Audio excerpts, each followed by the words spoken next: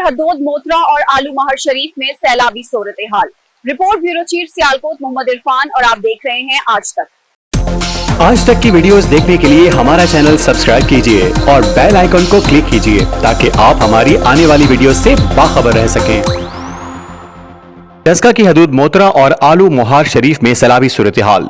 Rescue और महकमा नहर की बरवक्त कार्रवाई से बड़े नुकसान से इलाका महफूज रहा। Report bureau chief Sialkot Mohammad Irfan और आप देख रहे हैं आज तक। मोतरा नहर पर जहाँ पर आपको पानी का ढेला जो था वो छोड़ा गया और यहाँ पे आप देख सकते हैं पानी का इस तरह तेज बहाव है जो कि महकमा नहर ने रात को डेक को तोड़कर पानी को नहर के अंदर डाल दिया गया, जिसकी वजह से पानी का काफ़ी अब जो है ना वो कमी नज़र आ रही है। पानी जो है नहर के अंदर जा रहा है और इस तरह से पानी को जो है ना अपने रास्ते पर छोड़ा जा चुका है।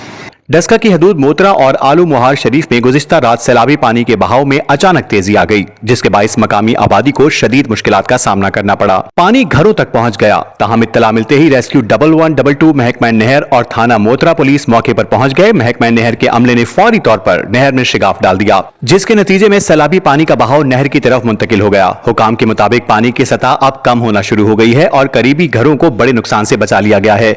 मजीद खबरों और न्यूज अपडेट्स के लिए देखते रहिए आज तक।